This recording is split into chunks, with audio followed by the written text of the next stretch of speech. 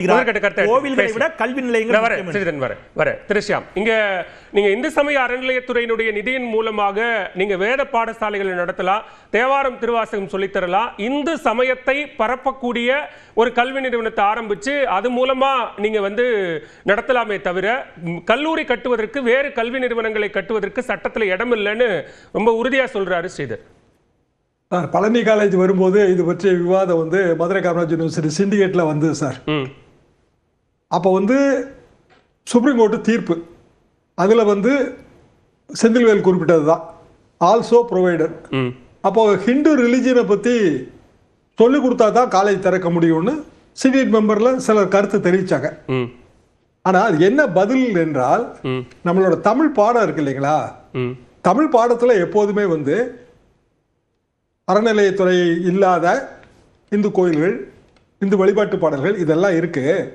எனவே அதுவும் ஹிந்து எஜுகேஷன் தான் என்று அதுக்கு விடை கிடைச்சது. அதுக்கு பிறகு அந்த காலேஜ் திறக்கிறதுக்கு அனுமதியெல்லாம் கொடுத்தது. இது சுப்ரீம் கோர்ட் தீர்ப்புலையும் இது இருக்கு. அதாவது இந்த மைனர், நம்ம டால்பின் சொன்னார் இல்லைங்களா, மைனர் ஒரு ஏஜ் தான். இப்போ உதாரணமாக அயோத்தி பாலராமர் அதில் வழக்கு தொடர்ந்து வெற்றி பெற்றவர். விஹெச்பி என்னோட நெருங்கிய வட்டாரத்தில் இருக்கும்போது நான் அவரையே நேரடியாக பார்த்திருக்கிறேன். மைனர் தான் ஆர்குமெண்ட். ஸ்ரீதருக்கு நல்லா தெரியும், மைனர் தான் ஆர்குமெண்ட். என்னன்னா பாலராமர் எப்போதுமே மைனர் தான், பெர்பெச்சுவல் மைனர்னு பேர் அதுக்கு. அதனால எப்ப வேணாலும் வழக்கு போடலாம். ஆனா பிற இந்து கோயில்களில் இருக்கிற மூலவர்கள் அப்படி கிடையாது, பெர்பெச்சுவல் மைனர் லிஸ்ட்ல வரமாட்டாங்க. அது போக மூலவருக்கு சொந்தமான சொத்துகள், அதோட நிர்வாகம், இதுதான் இதுல கேள்விக்குறியா மாறுச்சு. நிர்வாகத்தை அறநிலையத்துறை, அரசு துறை கவனிக்க வேண்டாம், அது பக்தர்கள் அடங்கிய கூட்டுக்குழு கவனிக்கும். இது வாதம். அறநிலையத்துறை தான் கவனிக்கணும் என்பது கிட்டத்தட்ட ஒரு 100 வருஷமா நம்ம ஃபாலோ பண்றோம். வேற எங்கேயுமே போக வேண்டாம். திருப்பதி திருமலை தேவஸ்தானத்துக்கு வாங்க, எல்லாருக்கும் தெரிந்த மிக உலக புகழ்பெற்ற ஒரு ஆன்மீக ஸ்தலம். அது ஆந்திர அரசோட கட்டுப்பாட்டில் தான் இருக்கு. டிடிடிக்கால எத்தனை காலேஜ் இருக்குது, எத்தனை ஸ்கூல் இருக்குங்கிறது எல்லாருக்குமே தெரியும். பிற அறப்பணிகளை அவங்க செய்யறாங்க. அதோட பிரசிடென்ட் அப்பாயின்ட் பண்றது ஆந்திர கவர்மெண்ட் தான். இது மோடி அவர்கள் பேசும்போதே இதெல்லாம் குறிப்பிடப்பட்டது தான். அந்த மாநிலத்தில் இருக்க எதிர்கட்சி தலைவர்கள்லாம் இதுக்கு பதில் கொடுத்தாங்க. ஆனாலும் இதை அந்த இந்துத்துவ கொள்கையின் ஒரு பகுதியாக அவர்கள் வடிவமைத்திருக்கிறார்கள். எனவே அதை திரு எடப்பாடி பழனிசாமி அவர்கள் எதிரொலிக்கும் போது இந்த மாதிரியான எதிர்வினை வந்துச்சு. அப்படித்தான் நம்ம இதை பார்க்கணும். ஓகே, பேசலாம். திரு கல்யாண சுந்தரம், நான் வரேன். இங்க மீண்டும் அதிமுக பாஜகவோடு கூட்டணிக்கு போய்விட்டதன் காரணமாக சிறுபான்மை வாக்குகள்லாம் கிடைக்காது, அதனால பெரும்பான்மை இந்துக்களினுடைய வாக்குகளை கவர பார்க்கிறார் திரு எடப்பாடி பழனிசாமி அப்படிங்கிற அந்த பார்வை சரியா? அதாங்க, இதே தொடர்ச்சியாக விவாதிச்சுட்டே இருக்கிறோம். அது சரியில்லை அப்படிங்கிறத நாங்கள் ஏற்கனவே சொல்லிட்டோம். எங்கள் பொதுச் செயலாளர் அதுக்கான விளக்கத்தை கொடுத்துட்டாரு. ஆனால் நாம் இது என்னென்னு நினைச்சோமோ அதை முழுக்க பேசி முடிக்கணும் என்கிற அளவிலே தான் அதை சொல்லிகிட்டே இருக்கிறோம். நான் அதை மறுக்கிறேன், அப்படி வைக்கிற குற்றச்சாட்டை மறுக்கிறேன். இது இந்த பிரச்சனையிலே கூட இந்த அறநிலையத்துறை இந்த பிரச்சனைகளை இப்போ செந்தில்வேல் அவர்கள் சொல்லுகிற போது நாங்கள் இவ்வளவு கல்லூரியை கட்டியிருக்கிறோம், நான் லிஸ்ட் படிக்க முடியும்னார். கல்யாண சுந்தரம் சொல்லுகிறார் அதிமுகவை விட குறைவாகத்தான் பண்ணியிருக்கிறீங்கன்னு சொல்கிறாரு என்று சொன்னார். அது இல்லை என்று மறுத்தவர் அதிமுக எவ்வளவு செய்தது என்று கேட்டால் அவருக்கு தெரியவில்லை. அப்படி என்றால் அவர்கள் யூகித்துக் கொண்டு தான் வருகிறார்கள். வருகிற போதே நாம் தான் நிறைய செய்திருக்கிறோம் என்று நான் மரியாதைக்குரிய நண்பர் அண்ணன் செந்தில்வேல் அவர்களுக்கு பதில் சொல்வதற்காக இதை சொல்லுகிறேன். 76 இந்த கலைக்கல்லூரிகள், கலை மற்றும் அறிவியல் கல்லூரிகள், 4 பொறியியல், 21 தொழில்நுட்பம், 25 கல்லூரிகள், மருத்துவக் கல்லூரி 17 மருத்துவக் கல்லூரிகள், 10 ஆண்டுகள் சொல்றேன், 17 மருத்துவக் கல்லூரிகள், 4 வேளாண் கல்லூரிகள், 4 வேளாண் கல்லூரிகள், 5 கல்லூரிகள் இந்த கால்நடை கல்லூரிகள், கால்நடை மருத்துவக் கல்லூரிகள், 5 கல்லூரிகள். இவையெல்லாம் என்னுடைய நினைவிலே இருக்கிற செய்தியாகவே நான் பதிவு செய்கிறேன். எனக்கு இது படித்து டேட்டா படிக்கிற பழக்கம் இல்லை. ஆனால் என்னன்னா, இதில் எதுக்குமே அண்ணா திராவிட முன்னேற்றக் கழக அரசு அறநிலையத்துறையிலிருந்து மட்டுமல்ல வேறு எந்த துறையிலிருந்தும் பணம் எடுக்கவில்லை. அதே மாதிரி நண்பர் குறிப்பிட்டு சொன்னார் 41 கல்லூரிகளை நீங்கள் அரசு கல்லூரிகளாக மாற்றியதாக சொல்லுகிறார் கல்யாண சுந்தரம் என்று சொன்னார். நான் அவருக்கு நினைவுபடுத்த விரும்புகிறேன், அதற்கான முயற்சி கொண்டு வரப்பட்டது, அது ஏற்றுக்கொள்ளப்பட்டது. 41 கல்லூரியும் பல்கலைக்கழக உறுப்பு கல்லூரியிலிருந்து அரசு கல்லூரியாக மாற்றப்பட வேண்டும் என்கிற அந்த முடிவை எடுத்து அறிவித்தது எங்களுடைய பொதுச் செயலாளர் முதலமைச்சராக இருக்கிற போது அண்ணா திராவிட முன்னேற்றக் கழக ஆட்சியிலே தான்.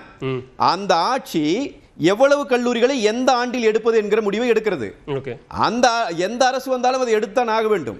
எனவே இவர்கள் நாங்கள் வந்து இது எடுத்தோம் என்று சொல்லுவது அதை ஒரு சாதனையாக எப்படி பேசுகிறார்கள் என்று புரியவில்லை. அதே போல நான் செந்தில்வேல் அவர்கள் குறிப்பிடுகிற போது எங்கெங்கேயோ போய்விட்டார்.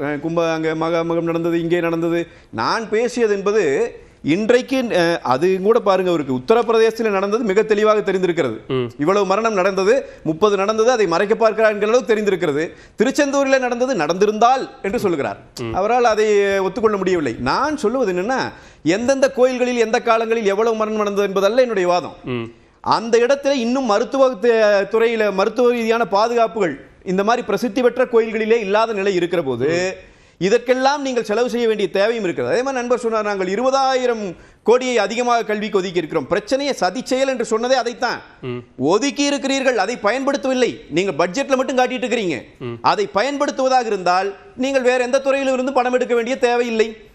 இந்த 20,000 கோடியை நீங்கள் ஒதுக்கியது கூட நான் சொல்லுகிறேன். இல்ல, நீங்க இப்ப இந்த நிதி ஒதுக்கீடு, கூடுதல் நிதி ஒதுக்கீடு சதி செயல்ங்கிறீங்க. ஆனா எதிர்க்கட்சி தலைவர் சொன்னது அறநிலையத்துறையினுடைய பணத்தை வைத்து கல்லூரி கட்டுறது தான் சதி செயல். அறநிலையத்துறையினுடைய பணத்தை எடுத்து கல்லூரி கட்டுவது என்கிற போதே நீங்கள் கல்லூரிக்கான ஒதுக்கப்பட்ட உயர்கல்வித்துறையில இருந்து அதை எடுக்கவில்லை என்பது தெளிவாகிறது. எனவே நீங்கள் உயர்கல்வித்துறைக்கு இவ்வளவு ஒதுக்கிவிட்டோம் என்று பேசுவது சதி செயல் தானே? இல்ல, அவங்க சொல்லக்கூடிய வாதம் என்னன்னா, நாங்க இவ்வளவு கல்லூரிகள் கட்டியிருக்கிறோம், கூடுதலா நிதி ஒதுக்கீடும் செய்திருக்கிறோம், அறநிலையத்துறையினுடைய உபரி நிதி மூலமாக ஒரு கல்வி நிறுவனத்தை கட்டுவதற்கான ஒரு ப்ரொவிஷன் இருக்கும்போது அதை ஏன் செய்யக்கூடாது? கடந்த காலத்தில் அது செய்யப்பட்டிருக்கிறது, அது நீட்சியாக இது செய்யறதுல என்ன தவறு இருக்குன்னு கேட்கிறார். நிறைய வாய்ப்புகள் இருக்கிற போது இன்னொரு துறைக்குள்ள இருந்து எடுத்துட்டு வர வேண்டாங்கிற சிம்பிளான விஷயம் தான் அது. இது இவ்வளவு தூரம் பேசுறதுக்கு ஒன்றும் இல்லை.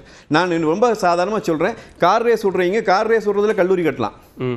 கருணாநிதி அவர்களின் பேனாவுக்கு சிலையிட்டு போனீங்க, 80 கோடி ரூபா 100 கோடி ரூபா, நீங்க தாராளமாக கல்லூரி கட்டலாம். இப்போ அதையெல்லாம் எடுத்து கல்லூரி கட்டுவதை விட அதெல்லாம் முக்கியமான விஷயங்களா? அப்படியெல்லாம் லாஜிக் பார்த்தா அது எதுவுமே பண்ண முடியாது.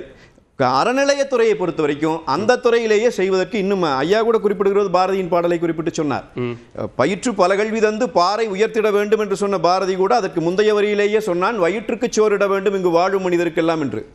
வயிற்றுக்கு சோறிட வேண்டிய இடத்திலே இருந்த அம்மா உணவகங்களை நாசம் செய்திருக்கிறீர்கள் உங்கள் ஆட்சி காலத்தில்.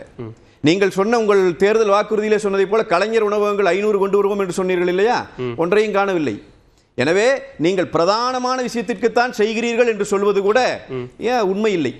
அதனால் நாங்க என்ன சொல்றோம்னா, ஒரு எச்சரிக்கை தான் சொல்றேன்.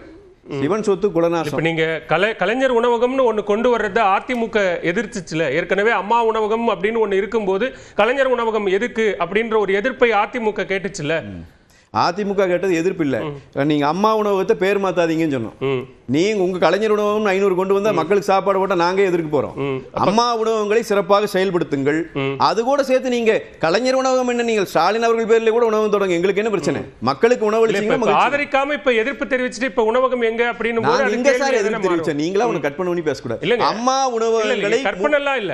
கலைஞர் உணவகம் என்கிற பெயரில் உணவகங்கள் திறக்க கூடாதுங்கிற எதிர்ப்பை அதிமுக பதிவு செய்தது. கலைஞர் உணவகங்கள் முன்னாள் அமைச்சர் திரு ஜெயக்குமார் அவர்கள் ரொம்ப கடுமையா பதிவு பண்ணார். அவர் என்ன பதிவு பண்ணார்னா, அம்மா உணவகங்களுக்கு போர்டை மாத்திட்டு போயிருவீங்க, அந்த வேலையை செய்யாதீங்கன்னு சொன்னார். நீங்க போர்டை மாத்திட்டு அது கலைஞர் உணவகம் சொல்லாதீங்க. 500 இல்ல சார், 1000 உணவகங்கள் இவங்க திறந்திருந்தாங்க. அதிமுக எதிர்த்தங்காட்டி தான் செய்யலையா திமுக? அடே அப்பா, இதெல்லாம் பேச்சு இல்லை. எனவே பிரதானமான வேலைகளுக்கு செய்யாமல் இந்த இதுல இருந்து எடுத்து நீங்கள் செய்து கொண்டிருப்பதும் அதுக்கு சப்பக்கட்டு கட்டுறதுக்கு ஏதோ ஒரு காரணங்களை அங்கே நடக்கவில்லை, உத்தரப்பிரதேசம் நடக்கவில்லை, மத்திய பிரதேசம் என்றெல்லாம் பேசுவது அது பயன். எங்கள் பொதுச் செயலாளர் எல்லாருடைய கருத்து நான் கேட்கிறேன். நான் இன்னொரு செய்தியும் நினைவுபடுத்துறேன். இந்த விவாதத்துல 2 தலைப்பு இருக்கு.